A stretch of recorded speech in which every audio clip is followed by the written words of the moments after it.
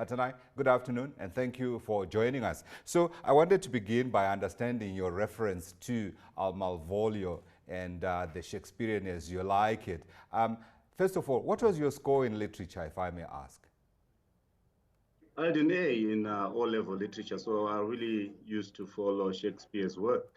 Indeed, But indeed. yeah, sure, It's, sure. it sounds like you definitely followed it maybe a little too closely. I also had an A, by the way, and I loved Comrade Malvolio. I thought he was a tremendous character. But let's talk about the other Malvolio that you are referring to here.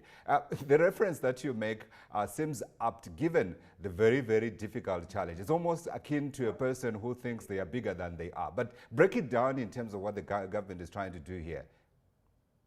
Okay, so there was a monetary policy committee, some days back. But what we highlighted in the report that you're referring to really is that there's a disconnect between what's happening on the ground and what these authorities are actually saying.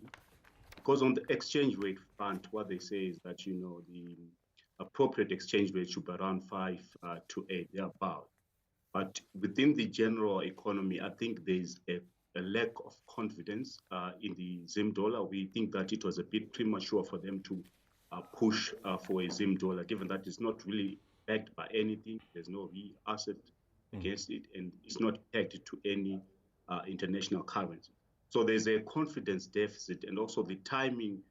Just looking even at major economic indicators, your inflation numbers, GDP growth is expected to be negative 7.1.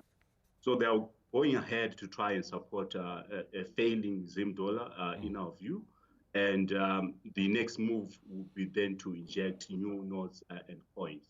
So the figure that we've had is that they will inject 1 billion Zim dollars over a period of 6 months. But we raise a lot of concerns, especially around discipline in terms of money printing. We see a lot of pressures from institutions, Yeah. politics and also drought and the like. So Yeah. there's going to be more pressure really to inject more liquidity. So let's talk a little bit about that exchange rate you referred to at the beginning. Where is the black market at the moment, and where does the government like to see it? And then thirdly, where do you think it should be? Okay, so there are quite a number of exchange rates as we speak. So there's the interbank exchange rate, which is sort of the official one. It is actually at 15.7 thereabout. It's actually controlled by the RBZ, and we also have the parallel market rate, where a lot of transactions actually happen. So transactions are happening at around 20, 22 thereabout. And then there's the old mutual implied rate, which is around 27. So in terms of our own expectation and also seeing that there's a move to inject more liquidity, I think money supply growth numbers are upwards of 80%. So our projection for the next year will be that the rate will move towards 100 thereabout. So we have a target of 100 for next year. Wow, that sounds scary. That sounds scary, especially when you look, as you say, where the economy is at the moment and also where some of the companies are. Because when you look, for instance, at the results of, was that Edgar's, I think in part Okay. you also pick up some kind of implied exchange rate there in terms of the inflation numbers. But I wanted to ask you before we move on to the Edgar's result, what is the level of imports at the moment? What's the import cover standing at? So currently, you find that imports have actually come down, and this is what they highlight in the monetary policy statement and also in their own deliberations. But what has caused that is that a lot of companies, corporates, are actually failing to access foreign currency on the interbank market. So you find that, in terms of imports, they can't really import raw materials. So the picture that is then painted out there is that, the balance of payment positions is actually improved comparing, your exports and imports. So really, they're looking at the narrowing of deficit to about 1.5%. But the dynamics really around the interbank exchange causes that. Sure. Let's talk about the results that we saw coming through from Edgar's. So I saw more than double-digit increases. I think it almost close to the 90s, to the 100%.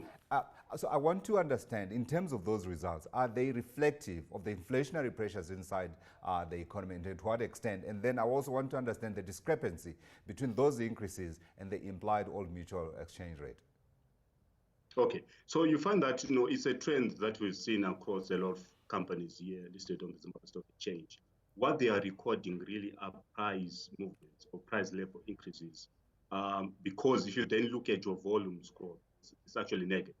So by the end of the day, they're just trying to recover, through pricing.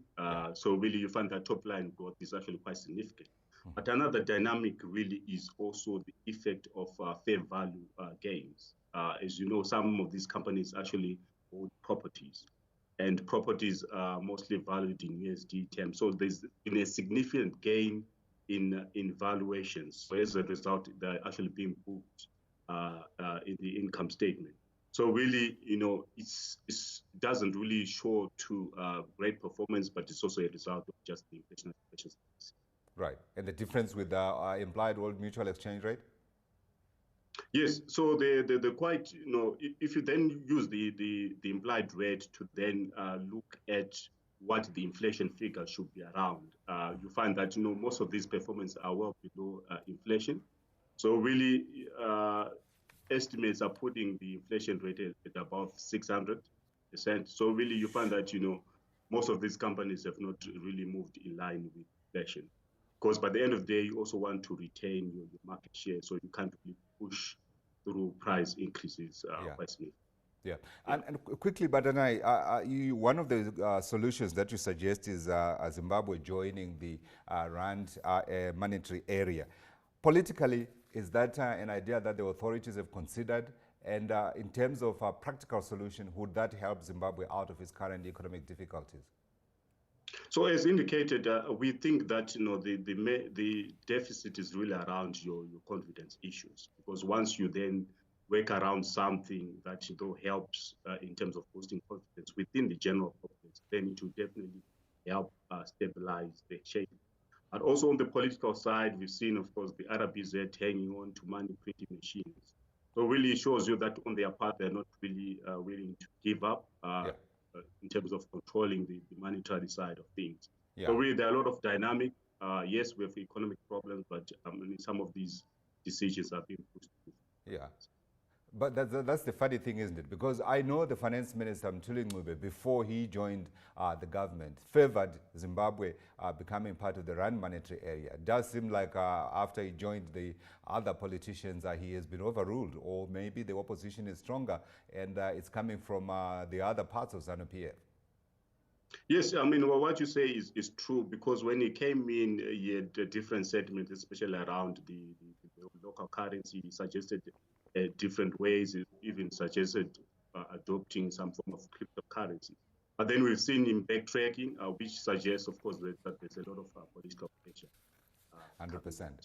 Absolutely. Sure. He is in a difficult spot. Thank you, Batanai Matsika, Head of Research at Morgan & Co.